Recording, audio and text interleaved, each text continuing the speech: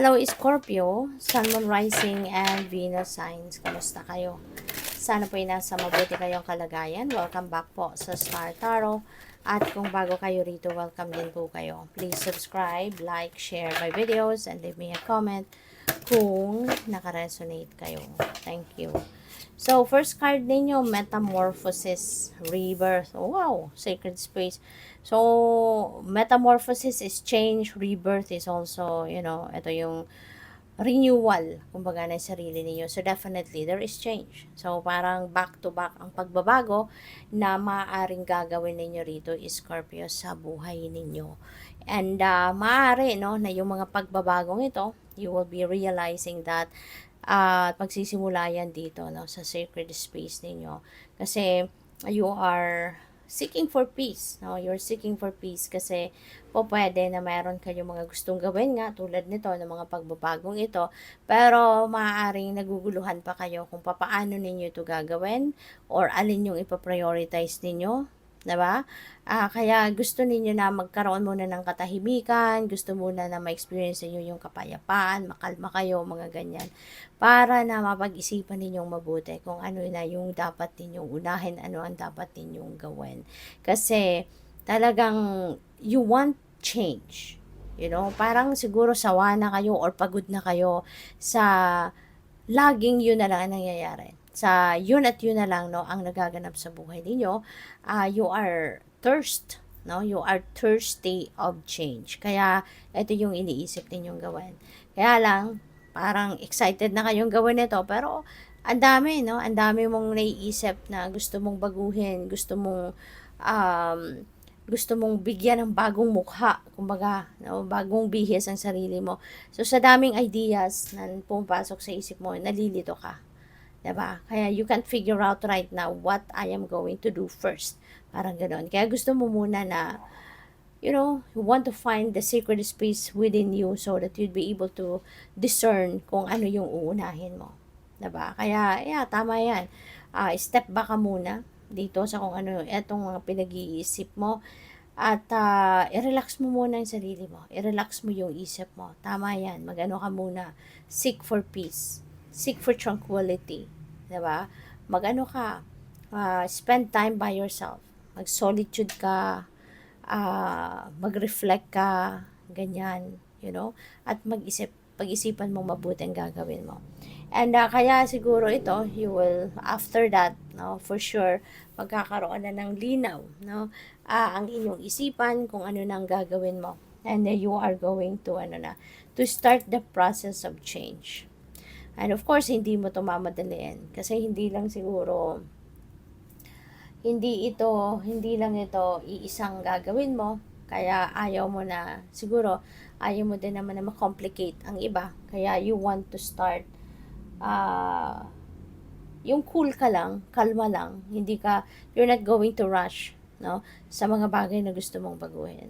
But yes, ang maganda rito kasi ang mga pagbabago itong gagawin mo, you're going to rise above your situation dito. Feeling ko dito, uunahin mo kung ano yung mga bagay na nahihirapan ka. Ano yung mga bagay na, kumbaga, difficult situations, no? Maaring yun ang uunahin mo. That is what you're going to prioritize. Isosolve mo yung mga problema, no? Kung ano man ang mga problema ito or mga challenges na nararanasan mo sa buhay mo sa ngayon, maybe you are going to prioritize that. You're going to find the solutions to that.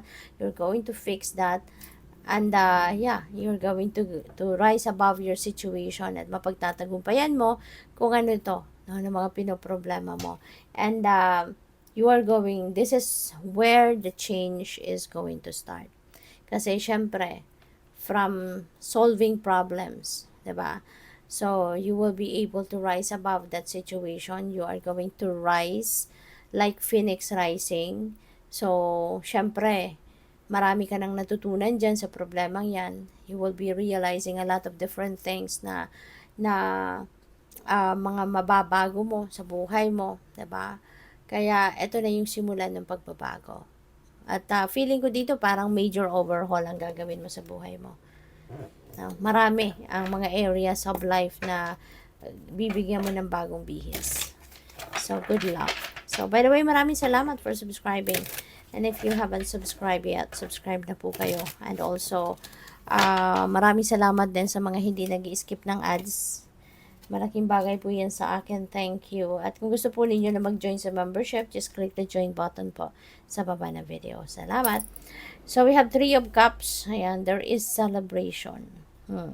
So, maaari, no, na yung tagumpay na to, no, ito yung isa sa mga aanuhin mo. Isa sa mga, tawag dito, isa-celebrate ninyo. No? Kasi you are celebrating dito with the 3 of cups. So, maaari yung pagsusolve mo sa problema nga to will be one of those things na ipagmamalaki mo, isa-celebrate mo ito. Maaari din na baka may mga okasyon. No? For some of you, baka merong mga okasyon kayong i-host or meron kayong dadaluhan, meron kayong mga invitation siguro for occasions, for social events, kaya maaari makikipag-celebrate ka sa kung ano mga okasyon, no, ang dadaluhan ninyo. 10 of Swords is definitely you are rising above the situation. You know, o parang yung rebirth na to could be directly ito, si 10 of Swords. Kasi si 10 of Swords, merong nangyari dito sa inyo na talagang nahirapan kayo. There is a situation dito na mahirap tanggapin sa dibdib. No? This could be betrayal. Diba? Maaaring nakaranas kayo ng panluloko ng kung sino man. Nakaranas kayo dito ng pagtatraidor ng kung sino man. So, kaya malaki ang tama nito, malaki ang bubog na iniwan nito sa dibdib ninyo. Diba? Kaya, possible yan, Scorpio, possible na meron ditong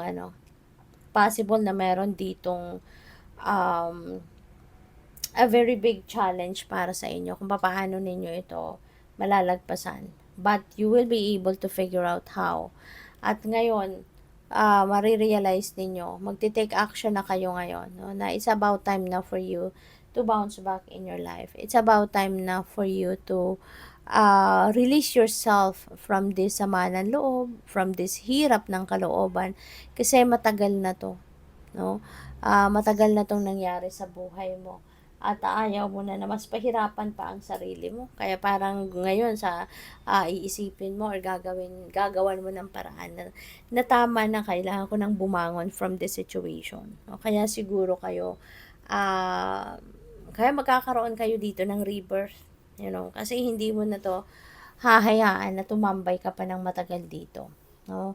Gagawin mo na ang lahat ngayon para makabangon ka from that situation, from that pain, from that resentment, from that emotional baggages. At handa ka na magsimula ng bagong buhay. So, which is really good. So, we have 2 of Wands. Ayan. So, si 2 of Wands, ano to there's a lot of opportunities coming your way na will be aligned with your goals, no?